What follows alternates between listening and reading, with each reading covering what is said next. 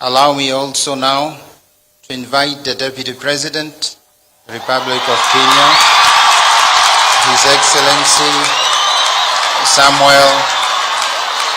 Samoei Ruto, to also convey his remarks.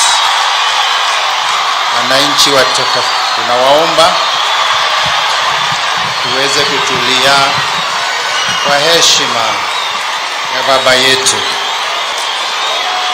Your Excellency, the Deputy President. Thank you very much, Bishop.